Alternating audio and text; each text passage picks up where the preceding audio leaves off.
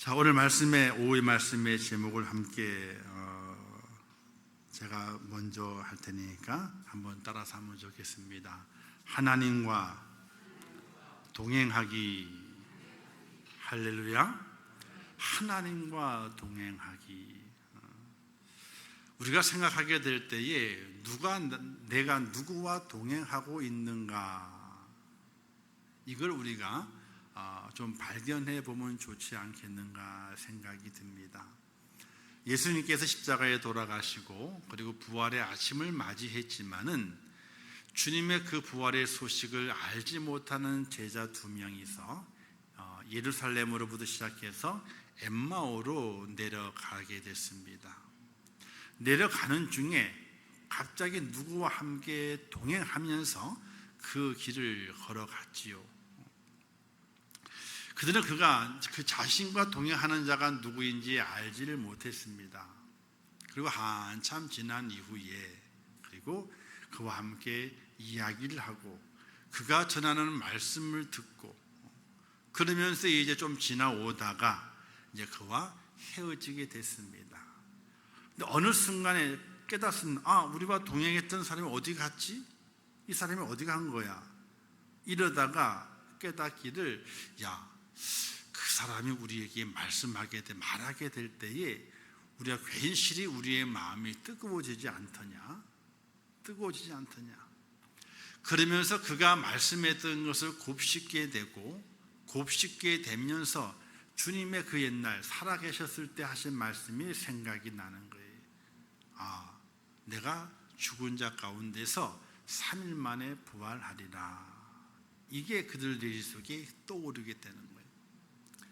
그렇게 주님, 정말 그가 주님이셨구나, 그렇게 생각이 떠오르는 순간에 마음이 뜨거워지면서 주님의 그 말씀이 마음에 깊이 새겨지면서 그들의 생각 속에 서로가 동시에 지금 금방 얼마 전까지 금방 나와 동행했던 분이 주님이시구나, 부활의 주님이시구나, 그렇게 확신하고 돌아가던 발걸음을 돌려서 예루살렘으로 다시 올라간, 엠마오로 내려가던 2 제자, 그 이야기가 있습니다.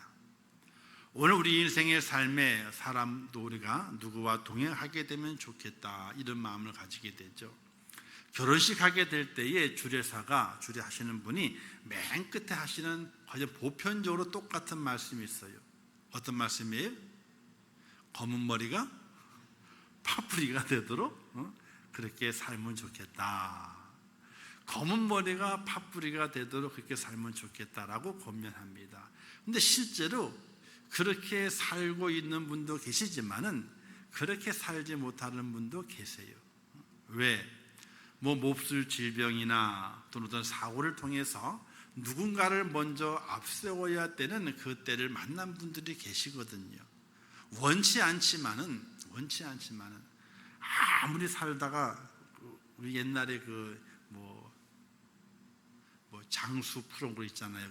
어른들 나와서, 지금은 우리가 없어졌지만은 추석이나 명절 때, 이런 때, 설날 때에 꼭 그런 가족 프로그램이 있어가지고 이제 질문하잖아요. 할머니, 할아버지 질문하게 돼. 할아버지 질문하게 될 때에, 아이고 할머니와 살 때 얼마나 어땠어요? 뭐라 그래요? 아이고 좋았어요. 얼마나 즐거운지 몰라요. 그리고 이제 할머니에게 물었어. 할머니, 이 할아버지와 같이 사셨는데 할아버지 참 좋았다 그러는데 할머니는 어때요? 뭐라 그래요? 보편적으로요?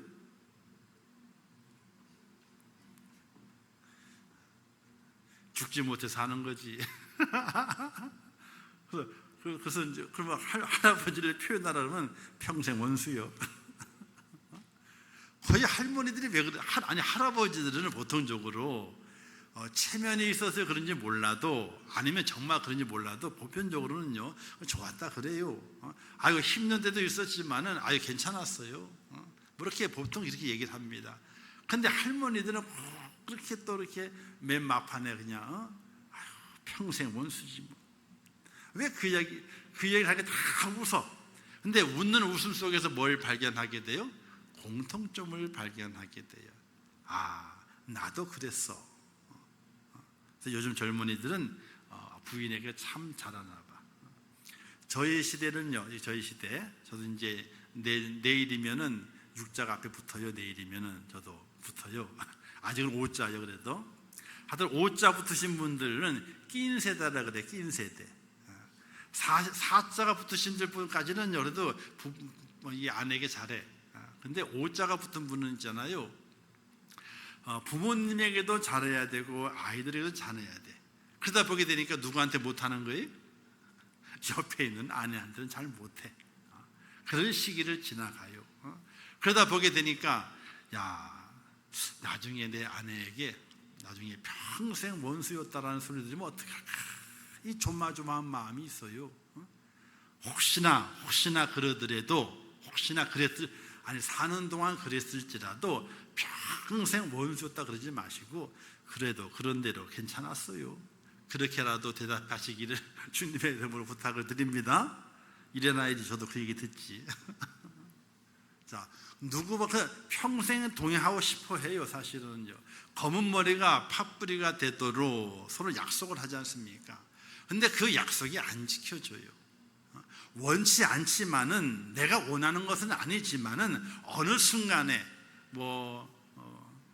질병이 와서 또 사고를 만나서 또는 이제 나이가 연수가 됐는데 이제 나보다 연수가 짧아서 먼저 하나님께서 데려가시는 그런 경우가 생깁니다. 이별을 하게 되는 거죠. 그런데 영원토록 우리와 함께 하시는 분이 계십니다. 절대로 우리를 떨어뜨리지 아니하시고 버리지 아니하시고 너는 나의 평생 원수였어 라고도 말씀하시지 아니하시고 내 삶의 모든 것들을 필요한 대로 그때마다 일마다 다 공급하시면서 나는 너와 함께 동행하고 싶다 이렇게 말씀하시며 나를 향해서 나와 동행할 것을 요청하시는 분이 계시게 되는데 그분이 바로 하나님이라는 사실이, 사랑하는 성도 여러분, 우리가 믿음을 가지고 살아갑니다. 믿음을 가지고 살아간다는 이유는 다른 것에 있는 것이 아니라 하나님과 동행해서 영생 복락을 누리고 싶습니다 하는 우리의 소원이 그 속에 담겨져 있게 되는 것이에요. 내 믿음이 더욱더 온전해지기 위해서는 날마다 하나님과의 동행이 우리에게 절대적으로 필요하다는 겁니다. 자, 금요일 날도 제가 이제 말씀 가운데서 말씀한 것이 있는데 코람데오라고 하는 단어가 있잖아요. 이게 하나님 앞에서 하는 뜻이잖아요. 근데 겨우 그 뜻만 있는 것이 아니에요. 하나님의 시선이 내게 머문다는 거예요. 그러니까 하나님의 시선이 머무는 곳에 내가 있다는 거예요. 근데 그 하나님의 시선이 어디에 머무냐는 거죠. 하나님의 교회 성전 안에만 하나님의 시선이 머무는 거냐? 아니라는 겁니다. 내가 살아있는 모든 순간순간 구석구석마다 하나님의 시선이 머무는 곳에 내가 있는 거예요. 내가. 그게 코람데오라는 단어의 의미예요. 하나님의 시선이 머무는 곳에 내가 있는 거예요. 그러니까 내가 있는 곳에 하나님의 시선이 머문다 하는 그런 믿음의 고백이 코람데오예요. 즉 하나님과 동행하고 있다, 이런 의미로도 해석할 수가 있게 되는 것입니다. 사랑하는 성도 여러분, 하나님과 날마다 동행할 수 있는 그런 축복자 꼭 되시기를 주님의 이름으로 축원합니다. 성경엔 두 종류의 사람이 있다고 말하게 되죠. 오늘 성경에서 구습을 따르는 옛사람이 있고요, 의와 진리와 거룩함으로 지음받은 새 사람이 있다고 말하고 있습니다. 세번역 성경은요, 옛사람을 지난날의 생활 방식으로 허망한 욕정을 따라 살다가 썩어질 사람으로 묘사하고 있게 되고, 옛사람은 하나님과 관계없이 홀로 사는 사람이요, 새 사람은 하나님과 동행하는 사람이다. 이렇게 세번역 성경에서는 그렇게 구체적으로 이야기를 했습니다. 그런데 하나님과의 동행에는요, 전제 조건이 있어요. 그냥 무턱대고 동행하는 것이 아닙니다. 하나님과의 동행은, 사람과의 동행은요, 뭔가 서로 주고받는 약속이 있습니다. 그 약속이 지켜지게 되면 어떻게 돼요? 동행을 하는 거예요. 그 약속이 지켜지지 않으면요, 동행할 수가 없어요. 그러면 하나님과의 동행에는 어떤 전제 조건이 있느냐? 하나가 있는데 그 하나가 전부예요. 어떤 전제 조건이냐? 하나님의 방식으로 사는 것. 어떤 때는 인간 내 방식으로 살기도 하고 어떤 때는 하나님의 방식으로 살기도 하고, 이렇게 해서는 하나님과 동행하는 전제 조건을 충족시킬 수가 없어요. 하나님과 동행하는 데 있어서 전제 조건은요, 하나가 있는데 그 하나가 전부예요. 바로 하나님의 방식으로 사는 거예요. 우리가 믿음을 가지고 하나님을 고백하고 세례를 받습니다. 세례를 받으면서 하나님의 자녀가 됐다는 징표로 세례를 받고, 내가 거듭났구나, 이런 감격과 믿음의 은혜를 가지고 살아갑니다. 근데 거기에 머무르고 거기에 만족해서는 안 돼요.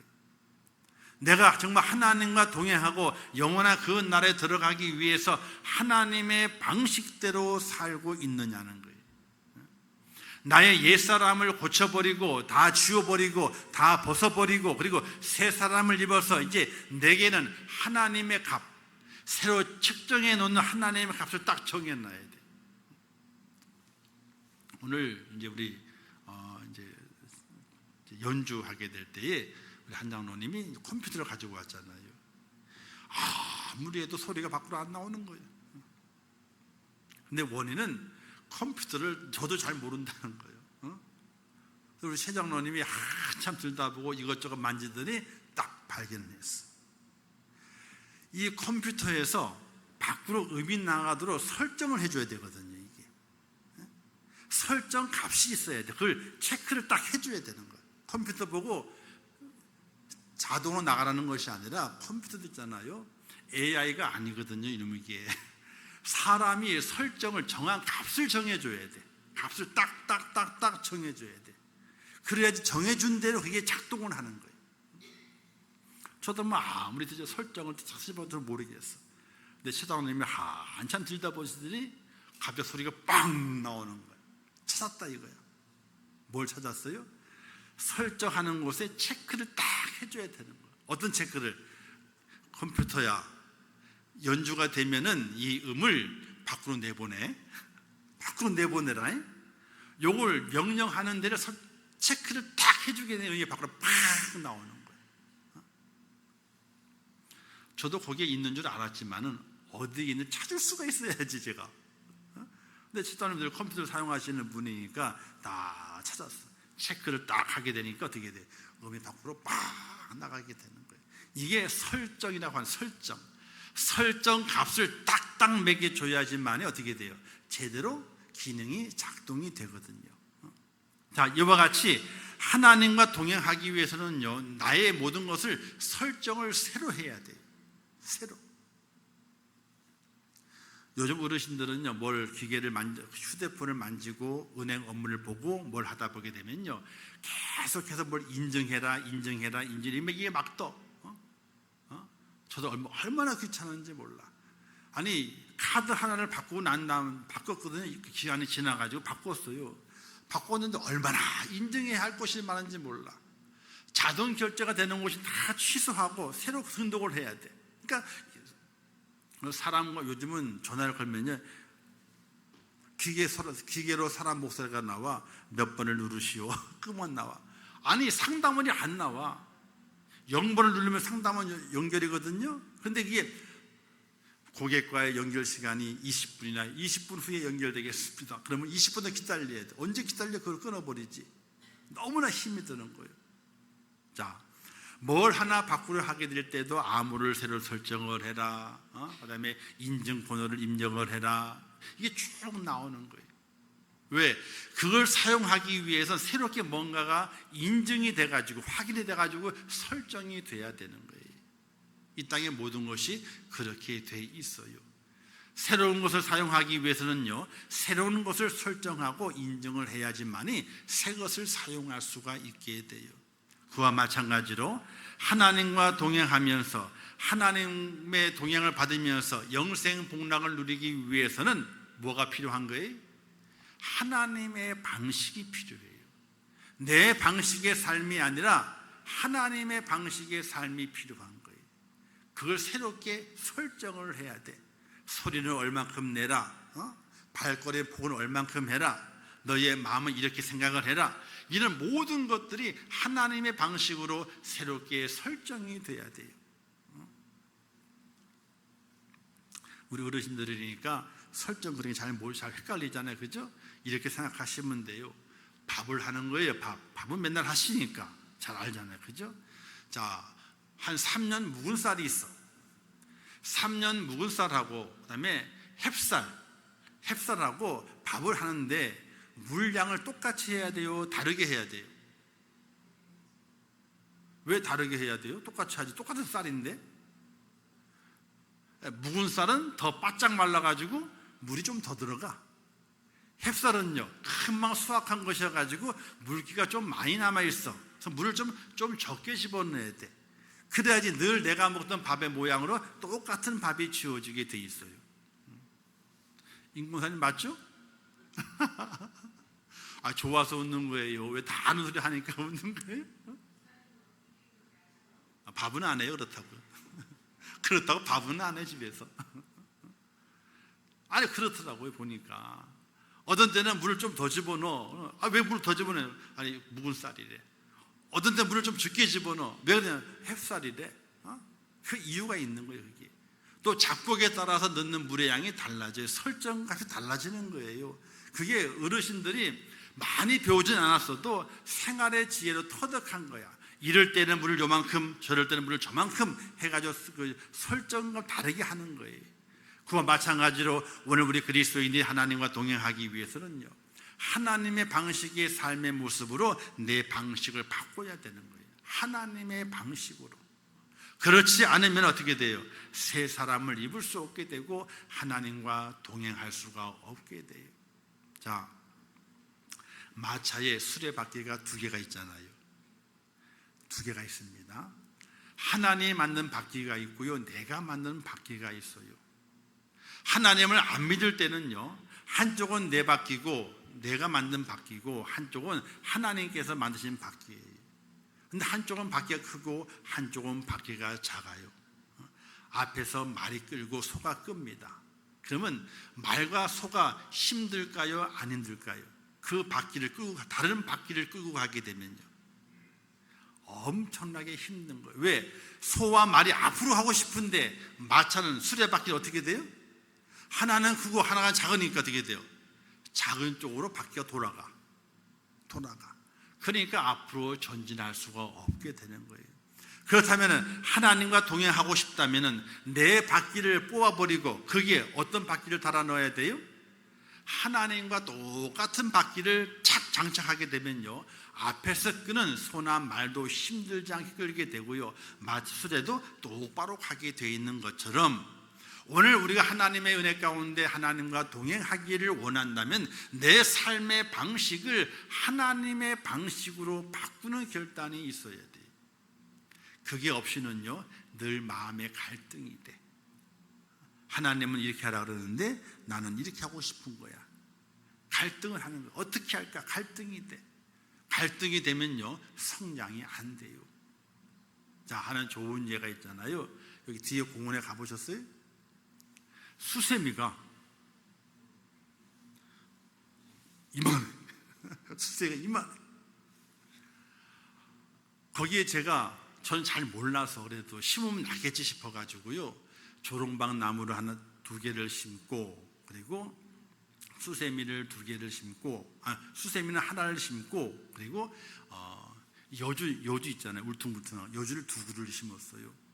근데 요놈의 것들이 나는 시기가 다른가 봐. 이게 처음에는 조롱박만 시큰 열리더니 지금 조롱박이 하나도 없어. 그리고 여주가 열리더니 여주가 크게 열렸거든요. 수세미는 열릴 기미가 잘 안 보이던 거예요. 근데 이제는 수세미가 열리기 시작하게 되는데 얼마나 잘 크는지 몰라. 이게 자기들의 맞는 게 있나 봐요. 이게 자기들의 맞는 게. 어떤 때에는 조롱박이 잘 빨리 크고, 어떤 때는 여주가 빨리 크고, 어떤 때는 수세미가 빨리 크게 되는 그런 조건이 있나 봐. 저는 그걸 몰라가지고 한 대 심어놨으니까, 이게 엉켜 있으니까 이게 서로가 경쟁하는 바람에 이 들쑥날쑥 자라게 됐던 것이. 내년에는 따로따로 심어야 될 것 같아. 이쪽에다가는 초롱박을, 저쪽에다가는 여주를, 또 가운데다가 수세미를 탁 심어가지고 주렁주렁 열리게끔, 보기 좋게끔. 그걸 보면 많이 깨닫게 돼요. 수세미가 정말 이만해요. 야, 이걸 어떻게 해야 되나. 수세미를 말려서 먹자니 그렇고, 그냥 달아놓자니 아깝기도 하고, 그냥 달아져 있어. 한번 보셔요. 얼마나 큰지.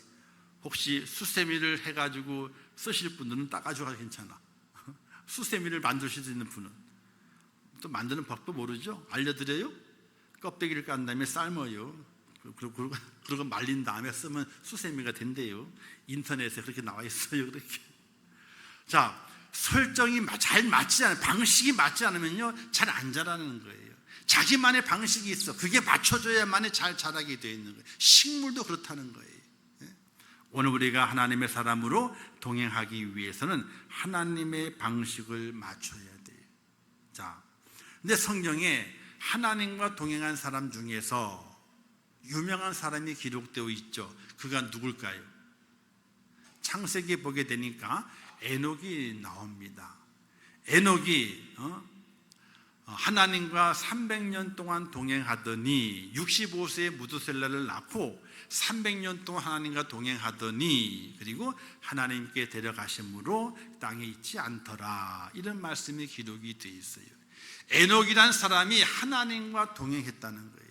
그래서 하나님과 동행하고 난 이후에 하나님이 빨리 데려가셨어. 왜? 그 당시에 모든 사람 나이가요, 적어도 700세, 800세는 살아, 기본적으로.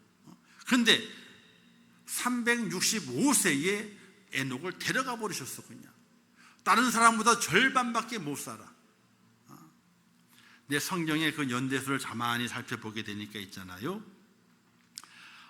무두셀라가 에녹이 있던 때에 누가 살고 있었냐면요, 아담도 살고 있었어. 아담이 622세 때에 에녹이 태어난 거예요. 여러분 그거 계산 안 해보시죠? 복잡하니까. 아이고 얼마나 복잡한지 모르고 계산해보지. 이제 해봐요. 이상하다 이거야. 해보니까 어떻게 아담이 622세 때에 에녹이 태어나는 거예요. 그러니까 인류의 조상 아담으로부터 이 에녹까지 아담이 살아있으니까 얼마나 큰 할아버지요, 그죠? 엄청난 할아버지잖아요. 7대 손이니까 에녹이 7대 손이거든요. 근데 그 할아버지 있고 또 있잖아요. 층층이 다 있는 거예요, 할아버지들이. 자, 그런 시대에 에녹이 태어납니다. 그리고 65세 때에 아들을 낳아요. 그 아들의 이름이 뭐죠? 무두셀라라고 얘기하게 됩니다. 아들이 무두셀라예요. 가장 오래 많이 살았죠, 그렇죠, 무두셀라가. 근데 이 무두셀라가 태어나게 됐는데 그 무두셀라의 이름의 뜻이 무엇인지 아세요? 그 이름의 뜻이 있잖아요, 심판이다, 이런 뜻. 심판, 하나님의 심판, 그게 무두셀라라고 그 이름의 뜻이에요. 그 많은 이 땅에 그 성경에 기록되는 많은 사람들은요, 그 뜻이 그 이름의 뜻이 하나님의 뜻을 표현할 모습으로 그 이름이 사용된 적이 얼마나 많이 있는지 몰라요. 호세아에게도 세 자녀가 있었잖아요. 그 세 자녀 이름을 빌어보게 되면 어떻게 돼요? 하나님께서 이스라엘 백성이 행하시는 하나님의 그 뜻을 그 이름에 기록해 가지고 세 자녀의 이름을 짓도록 만드셨거든요. 이름이 그냥 짓는 것이 아니라 하나님께서 그들에게 이름을 짓게 만드시고 그 이름의 뜻대로 하나님이 펼치신다 하는 그 의미가 이름 속에 담겨져 있는 겁니다. 근데 무두셀라가 에녹이 65세 때에 아들을 낳았는데 하나님께서 그 이름을 무두셀라라고 짓게 만들었어요. 그 이름의 뜻이 심판이다. 그러니까 우리나라 말로 아들을 부르는 거예요. 뭐라고 불러요? 심판아, 심판아 부르는 거예요. 심판아, 심판하고 부르는 거예요. 자, 이 심판아, 심판하고 부르게 될 때에 얼마나 이상하게 느껴지게 됩니까? 근데 에녹은 자기 아들 무두셀라를 부를 때마다 뭘 생각하는 겁니까? 하나님의 심판을 생각하게 되는 거예요. 하나님의 심판이 있구나. 이 땅을 향한 하나님의 심판이 있겠구나. 이걸 그가 아들의 이름을 부르면서 날마다 그 마음속에 생각을 하게 되는 것입니다. 성경에 이것을 이렇게 증거하고 있습니다. 유다서 1장 14절에 15절 말씀하기를 아담의 7대 손 에녹이 이 사람들에 대하여도 예언하여 이르되 보라. 자, 에녹이 이 사람들에 대해서 예언하여 이르기를. 에녹이 예언자였어요. 그러니까 구약의 많은 사람들은요, 그냥 살았던 것이 아니라 하나님의 그 아담의 계보 속에서 하나님께서 인정하시는 그 계보의 사람으로 이름에 기록된 사람은 그냥 사는 것이 아니라 하나님의 말씀을 예언하는 자로 그들이 쓰임 받았다는 얘기. 유다가 고백하기를 에녹이 이 사람들에 대하여 예언하여 이르되 보라, 주께서 그 수만의 거룩한 자와 함께 임하셨나니 이는 무사람을 심판하사 모든 경건하지 않은 자가 경건하지 않게 행한 모든 경건하지 않은 일과 경건하지 않은 죄인들이 주를 거슬려 한 모든 완악한 말로 말미암아 그들을 정죄하려 하심이라. 이렇게 유다서의 말씀이 기록이 되어 있어요.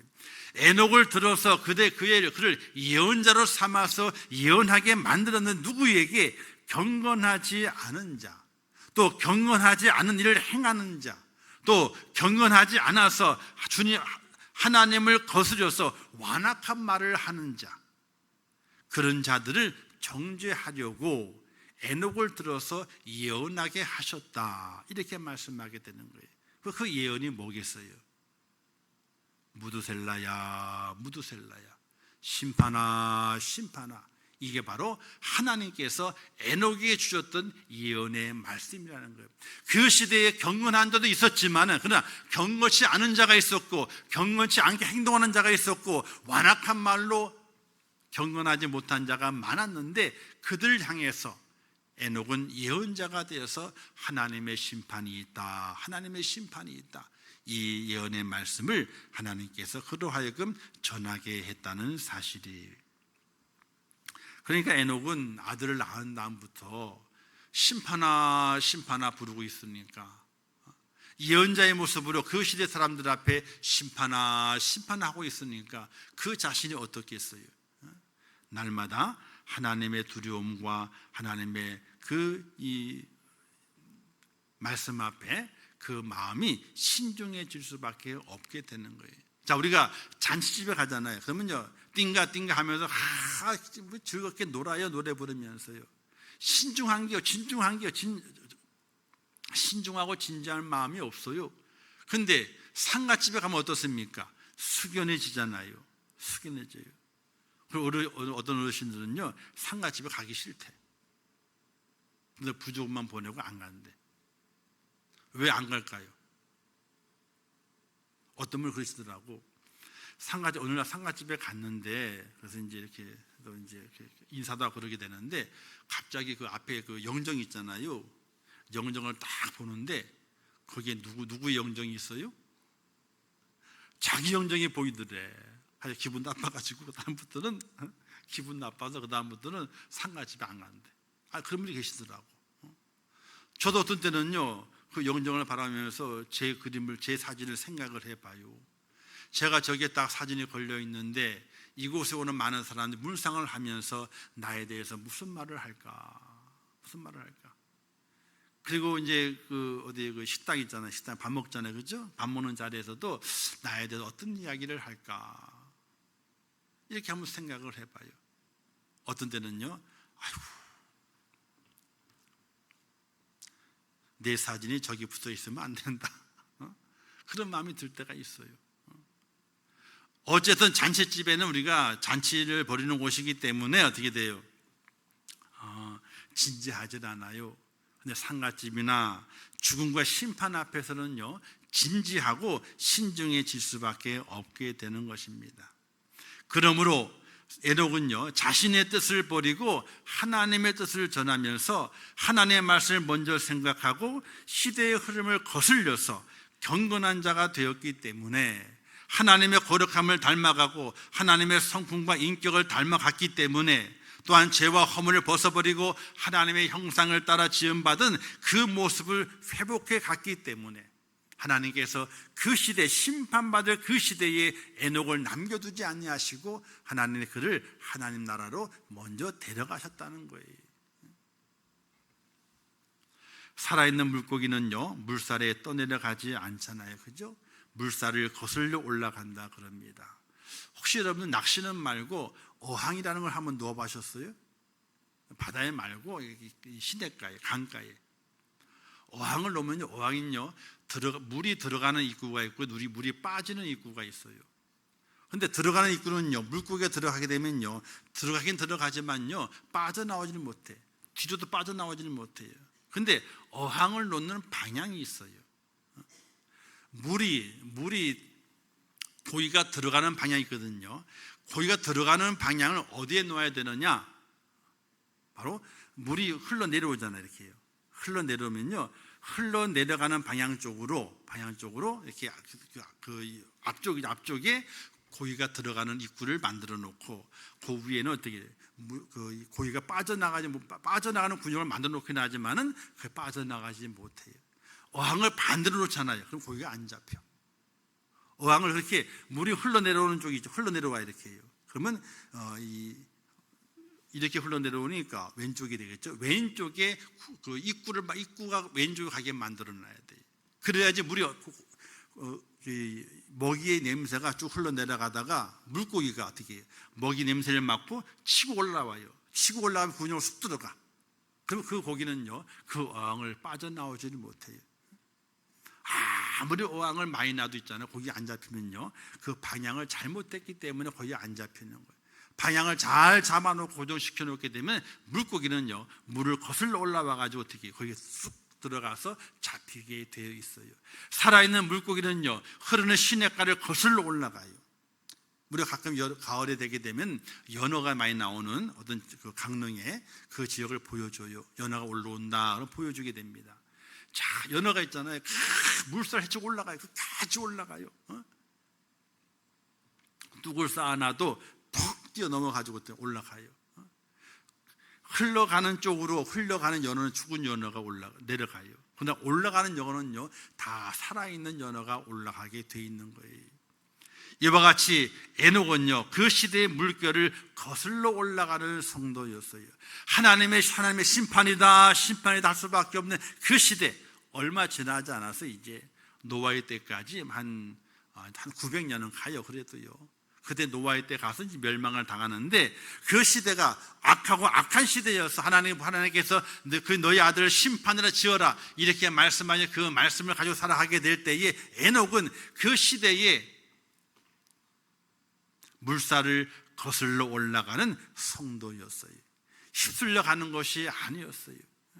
하나님의 거룩함을 닮아가고 하나님의 경건해지고 죄와 허물을 벗어버리고 하나님의 형상을 담는 믿음의 모습으로 그가 내가 그렇게 살아야 되겠다 라고 거슬러 올라가는 에녹이었어요. 그 하나님께서 너는 더 이상 그 땅에서 심판받을 땅에서 머물지 말고 나와 함께 동행하자 하고, 어떻게 하나님께서 하나님과 동행했던 에녹을 영원한 동행자로 삼으셔서 하나님 나라로 데려가시게 된 것이에요. 오늘 우리 그리스도인들도 하나님과 동행하는 성도가 되어야 됩니다. 그래야 천국에 들어갈 수 있습니다. 그러기 위해서는 이 시대의 흐름과 같이 흘러가는 것이 아니라 이 시대를 거슬러 가야 돼요. 죄에 흘러가는 것이 아니에요. 죄를 거슬러서 깨끗한 물을 찾아서 올라갈 수 있는 하나님의 사람이 되어야 돼요. 그것을 본문에서 이렇게 말씀하지 않습니까? 유혹의 욕심을 버려라, 심령을 새롭게 하라, 하나님의 형상을 본받으라, 새 사람을 입어라, 이렇게 우리에게 말씀하시고 있습니다. 사랑하는 성도 여러분, 욕심을 버리시기를 바랍니다. 욕심이 있지 않은즉 죄를 낳고 죄가 장성한즉 사망에 이른다라고 말씀하셨어요. 심령을 새롭게 하시기를 바랍니다. 심령이 가난한 자가 천국을 얻는다라고 성경은 말씀하고 있습니다. 하나님의 형상을 본받기를 간절히 구하시기를 바랍니다. 나는 마음이 온유하고 겸손하니 나의 멍에를 보고 내게 배우라, 그리하면 너희 마음이 쉼을 얻으리라, 이렇게 축복의 말씀을 우리에게 허락해 주셨습니다. 그러므로 성경은 하나님과 동행하는 사람의 삶이 어떠한가를 우리에게 말씀하시게 될 때에 이렇게 말씀하시게 됩니다. 무엇을 가지고 하나님 앞에 나아갈까를 생각을 해야 됩니다. 내가 하나님 앞에 무엇을 가지고 나아갈까? 1년 된 송아지를 가지고 나아가랴 여호와께서 천천의 수양을 만만의 강물 같은 기름을 기뻐하시겠느냐? 하나님 앞에 서는 것이 무엇이겠느냐? 오직 정의를 행하며 사랑하며 겸손하게 하나님과 동행하는 것이니라. 이렇게 성경이 우리에게 말씀해 주고 있습니다. 하나님과 동행하기 위해서는요, 하나님께 가지고 나가야 할 것이 있어요. 그런데 1년 된 송아지 아니라 이거예요. 그리고 천천의 수양, 그것도 아니라 이거예요. 또 만만의 강물과 같은 기름, 그 기름을 하나님 기뻐하시겠느냐? 그것이 아니라는 겁니다. 무엇을 하나님과 동행하게 될 때에 오늘 우리에게 필요할 것인가? 오직 정의를 행하며 사랑하며 그리고 겸손하게, 이 세 가지를 갖춘 자가 되게 될 때에 옛사람을 벗어버리는 자요 새 사람을 입는 자가 되는 것입니다. 하나님, 우리가 하나님께서 기뻐하시는 의로운 삶을 삶으로 하나님과 동행하기를 원하십니다. 그러므로 하나님과 동행을 방해하는 모든 죄들을 벗어버려야 됩니다. 성경에 하나님께서 친구처럼 대해준 사람들이 많이 있습니다. 하나님, 우리도 친구처럼 하나님과 동행하기를 원하십니다. 이것이 하나님께서 나를 하나님의 형상도 창조하시며 이 땅에 태어나게 하신 목적과도 같습니다. 하나님은요, 우리와 동행하기를 원하세요. 또 더불어서 너는 나의 친구야, 이렇게 말씀하시면서 함께 동행하시기를 원하세요. 그런데 그 동행하는 그 자리에 뜻이 맞아야 돼요. 근데 그 뜻이 누구의 뜻이냐? 하나님의 방식, 하나님의 방식과 맞아야 돼요. 내 방식을 고집해서는요, 하나님과 동행할 수가 없어요. 하나님의 방식을 내가 받아들여야 돼요. 그래서 내 방식의 바퀴를 빼버려야 돼요. 그리고 거기에 하나님의 바퀴를 집어넣어서 내 인생의 수레가, 내 삶의 수레가 잘 굴러갈 수 있도록 어디를 향해서? 하나님과 동행해서 하나님의 나라로 잘 굴러갈 수 있도록 우리가 만들어가는 일이 오늘 우리에게 필요하다는 사실이에요. 사랑하는 성도 여러분, 오늘 이렇게 말씀했습니다. 욕심을 따라 썩어져가는 구습을 버려라 라고 말씀했습니다. 유혹에 욕심이 있습니다. 이걸 우리가 벗어버려야 돼요. 그리고 우리의 심령, 내 심령이 새로워져야 돼요. 새로워지는 것은요, 가난해져야 돼요. 가난해져야지 하나님의 것을 내 속에 주워 담을 수가 있어요. 내 속에 가득 차 있잖아요. 그러면요, 주워 담을 수가 없어요. 나를 가난하게 비우고 거기에 하나님이 허락하시는 그 은혜를 채워가게 될 때에 우리는 새 사람을 입게 되는 것입니다. 또한 우리 속에 의와 진리의 거룩함으로 새롭게 지음받은 새 사람으로 거듭나야 됩니다. 하나님의 형상을 닮아가야 돼요. 이놈 하나님의 교회가 있잖아요. 이런 얘기를 한대요. 왜 어머니 하나님이 있느냐? 어머니 하나님이 있느냐? 아버지 하나님이 있으면은 어머니 하나님이 있어야 된다는 거예요. 그게 첫 번째 이유예요. 왜? 사람도 아버지가 있고 어머니가 있어가지고 자녀가 낳았잖아요. 그러니까 그들이 우리가 하나님의 자녀면은 하나님 아버지가 있어야 되고 하나님 어머니가 있어야 되는데, 그게 첫 번째 이유. 그리고 하나님께서 남자와 여자를 창조하셨는데 아버지 하나님이 만든 사람이 남자 아담이래. 하와는 여자잖아요.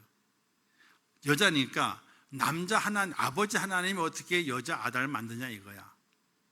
그러니까 뭐가 필요해요? 어머니 하나님이 필요해. 여자 하나님이 필요하다는 거예요. 그래야지 여자를 왜? 우리의 형상대로 자기 모양대로 만들었으니까 그렇게 됐다는 거예요. 자, 그렇다면은 하나님의 얼굴이 우리 얼굴과 똑같아요? 똑같아요? 몰라요. 보신 분이 없어. 하나님 얼굴 보신 분이 없어. 우리의 얼굴, 남자는 남자, 하나님의 아버지가 남자니까 남자를 만들었고 어머니 하나 여자니까 여자를 만들었다, 이게 아니에요. 형상은 모양을 나타내는 것이 아니에요. 그러면 하나님의 모양이 우리가 똑같게요? 근데 그들의 말로 연결해 보게 되면요, 이게 끌어가는 데가 있어. 그 형상이 누구냐? 아버지 하나님은 안상홍이고 어머니 하나님은 장길자라 이거야. 왜? 인간의 형상이 모양이잖아요. 그들이 자기를 만들었다, 자녀를 만들었다 이거예요.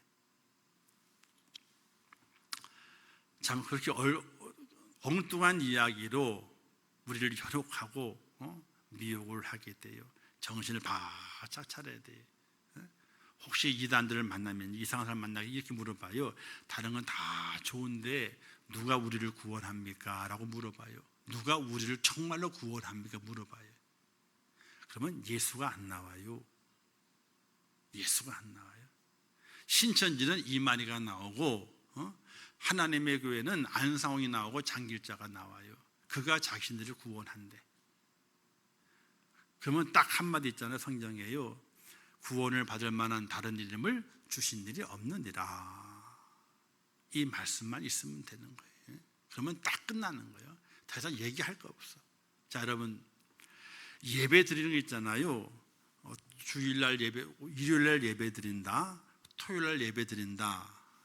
그 예배 드린 날짜가 중요한 것이 아니에요. 날짜가.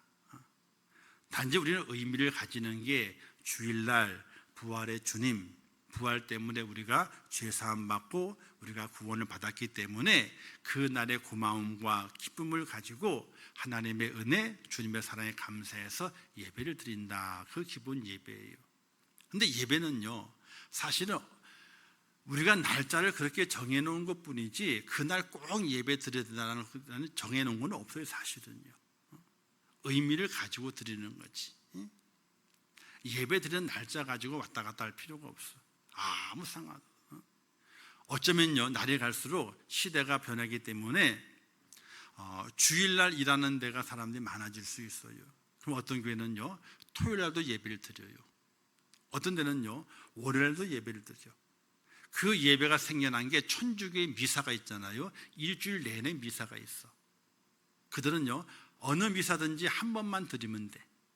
그러면 예배 드리는 걸 쳐줘요. 그렇게 돼요.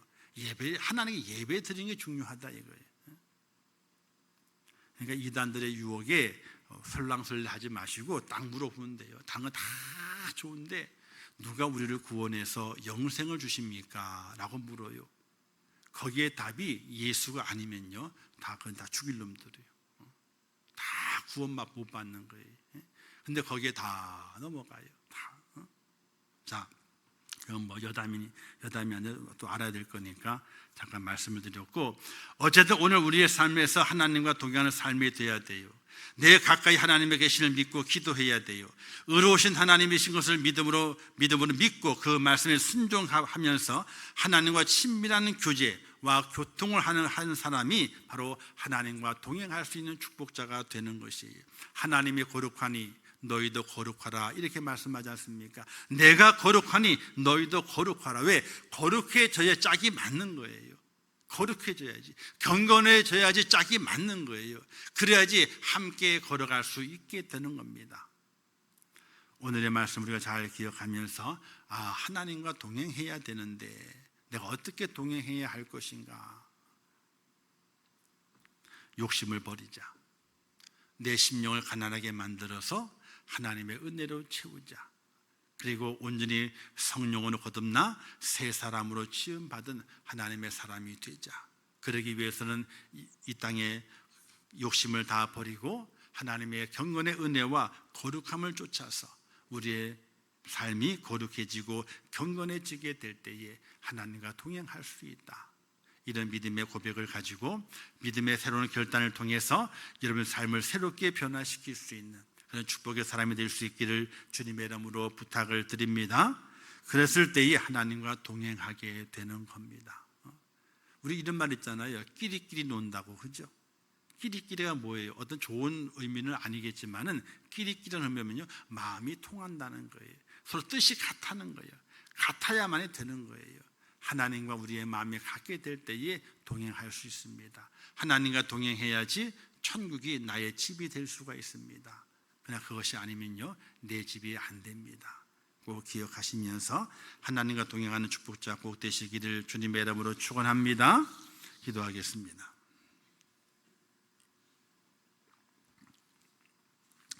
하나님 아버지, 은혜를 감사합니다. 저희를 사랑하셔서 주님 안에 세우신 아버지 하나님, 하나님의 크신 은혜와 능력과 권능으로 저희를 붙잡아 주시어서 이 마지막 때에 하나님과 동행하는 믿음의 사람이 되게 하여 주시옵소서.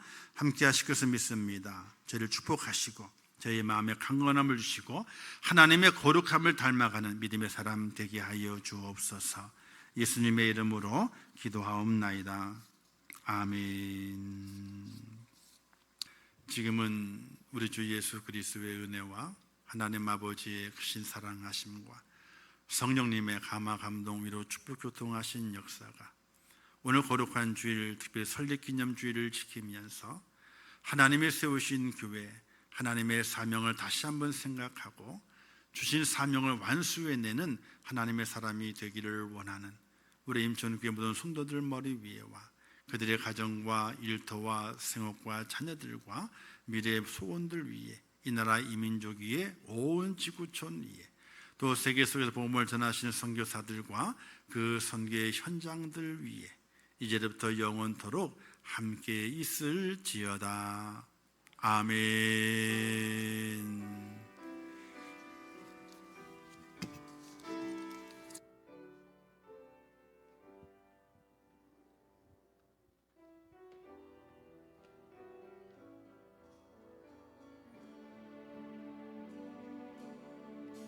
별